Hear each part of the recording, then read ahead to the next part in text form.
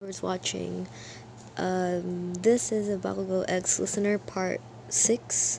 Sorry for any mistakes in my voice. I'll just get into it. Bye, Grandma, Grandpa. Call or text me if anything happens. You chirped, bidding them a farewell, walking away. They bid you a faint goodbye as well before closing the door. You plugged in your earphones before jamming your favorite music playlist.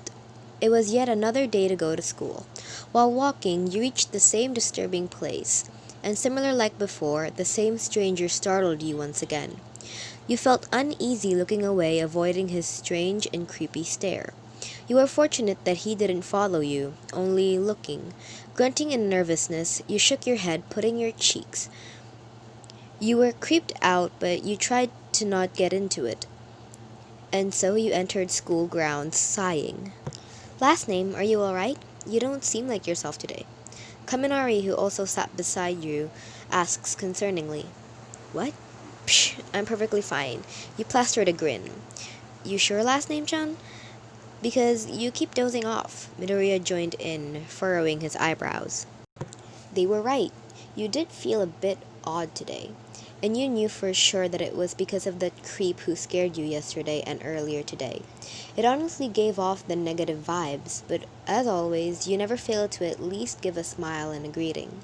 However, it didn't mean that you weren't as perfectly fine as you thought you hoped you would be. And of course, Bakugo noticed this. It started when you come back from your errands, entering the classroom earlier. You still greeted him, but it was fainter. Bakugo was a pretty observant person in terms of competition, especially towards you, whether it involved quirk or not. As a result, he noticed your body was stiff, unlike your usual jumpy self earlier. Although he may not look it, he keeps stealing constant glances at you out of concern. And based on what he concluded, your face held distress and fear. It was as if something was scaring you, or someone. You were all right the other day, so maybe something happened on your way back home or your way to school. That was what he thought and wondered to himself. Are you okay, Bakugo? You asked after noticing his stare at you. The boy snapped his thoughts before grunting. Of course I am, dollface. You should be asking yourself that, though. You rose a brow, wondering if he noticed your unusual self as well. Was he worried? You assumed. That was before he hit you with his ruler like usual. Stupid. And to which, when he did, you quickly thought the opposite, thinking there was no way someone like Bakugo worried for someone in the likes of you. Soon then, dismissal came, the most awaited time for everyone, including you, but that all changed until the creep had appeared. You badly wanted to ask someone if they could walk you home, although you had second thoughts thinking how you may bother for them. Your hands were shaking while you put your belongings back to your bag. Bakugo, who was about to stand up and leave, noticed your vulnerable frame. Not only was your body shaking, but so was your breath, haggard. Bakugo felt worried, not that he'd show it though. And when you accidentally dropped your notebook, the boy then quickly grabbed it before you could. And Dollface, are you alright? He asks in a rather surprisingly soft tone, giving your notebook back. You reluctantly gave him a soft smile. Don't stress it, Bakugo. I'm fine. You lied. You bid him farewell before zipping your bag and stood up, exiting the classroom. His eyes never left your figure until you left the room. Bakugo quickly stood up, wanting to catch you since he wanted to investigate. Hey, Bakugo, what got you up quick? Kirishima asks. He growled before rolling his eyes. Screw off. He grumbled before sprinting, leaving Kirishima confused. Your palms began to sweat while you continued to occasionally turn your head left and right. Your once tense state began to even go worse as soon as the same place that had started everything showed up. You were scared, terrified to be exact. What made the situation worse was that the fact that you wouldn't be able to use your quirk since you're scared. You were still working in improving your emotions since you'd have to be a hero, but sadly, you have not perfected it yet. Back to the scene, the same pair of eyes gawked you.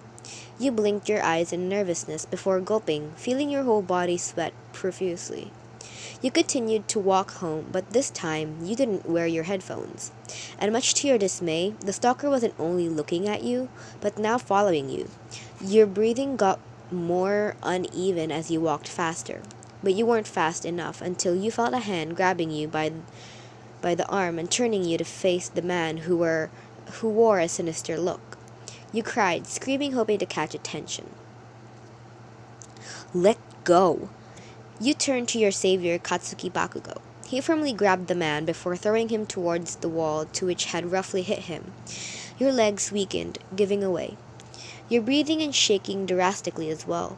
Tears streamed down your cheek. Looking at Bakugo, who was kicking and punching the man, refusing to stop while cursing endless lines of profanities.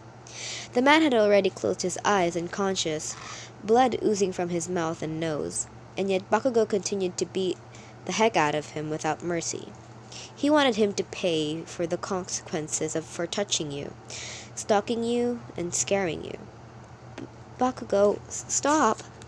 Your voice snapped his clouded thoughts before stopping to turn to you. Last name. He approached to your side, to which you replied by hugging him tightly. You sobbed, hiccuping. You clutched on his shirt, making a mess of his uniform, but Bakugo couldn't care less. You needed him, and he had never seen you so vulnerable. So he let you rest your head on his shoulder, leaning towards him while placing a hand on his chest. It's okay, last name. I'm calling the police. He brings out his phone, dialing. You nodded before muttering faintly, Thank you, Bakugo. He hummed in response before continuing to rub your back in soothing circles, making you calm a bit. He's harmless now, last name. You're okay. I got you. Bakugo kept reassuring you. You reached out for his other hand, to which the boy clutched in response. Dollface, I want you to hold my hand whenever your scaredy butt is afraid, okay? He spoke it in a rather harsh tone, but the both of you knew well that he meant it to show that he cares, just in his own way. You nodded while he continued to hush you down, making your tears fade away. Finally, the police head came, cuffing the criminal. They had a quick talk with the both of you, asking questions. Fortunately, you were able to answer them without panic, despite the earlier attack that had happened. The police mentioned that the man was wanted for stalking and kidnapping attractive girls, then raping them. Most were murdered brutally, while only a few had escaped to tell the tale. After that, Bakugo walked you home. Bakugo, can you wrap your arm around me? You reluctantly asked. The boy looked at you, raising an eyebrow. Why? I'm still scared. You confessed, looking away. Bakugo's gaze softened. After the small silence he gave you, you thought he would decline, so you fiddled with your fingers. Don't worry, I understand it. But before you could finish, his arm had already wrapped your shoulder, bringing you closer. The bold action and close contact made the both of you blush. He looked away, hiding his blush, while you silently leaned to him, wanting more of the warmth he radiated. He successfully calmed you down, and you will be forever grateful for that. The silence you two shared was different from the last one. It was rather comfortable, and you smiled at this. Soon after, the both of you arrived in front of your house. It was like what a regular house would look like, except that there were a fence taller than an average human height, but it was still clear that your house included a front yard and lots of plants. Well, I suppose this is goodbye then? You smiled, pulling away from his. Hesitantly, he nodded, retracting his arm as well, tucking it inside his pocket. Bakugo ruffled your hair, making you huff and pout in annoyance, but it only made the boy chuckle, thinking it was cute. So, would you be alright heading back to your house? That's easy as hell.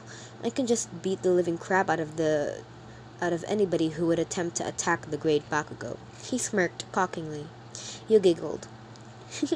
Right, the great Bakugo. That was when you added, You saved my life today. What do you want in return? Just tell me if you're not feeling good, he said in an almost desperate and pleading tone. Because I, Katsuki Bakugo, will never hesitate to protect you and save you, a damsel in distress. His infamous smirk widened. You laughed. All right then, but I think it's not enough. Oh wow, that's great, girlie. All I wanted was so simple and... Soon then he stopped when you stepped forward, pressing both of your soft and small hands on his chest for support, while you leaned up, giving him a quick kiss on the cheek. It was one of your small ways of relying fond and appreciation, so in this case, you did it to display a manner of gratefulness. Although to Bakugo, your act entranced him in all the right ways. You gave him a small and cute smile before turning to quickly enter your house, leaving the dazed boy outside. What you did had surprised the stunned boy and still did. It made his heart skip a beat before beginning to pound much faster and harder. For the first time in his life, did someone's movement caught him off guard? Bakugo took a small step back out of shock, blinking. He raised his fingers to graze the cheek your soft lips once met. He smirked softly, glancing to your house, before turning to walk back with his hands tucked in his pockets.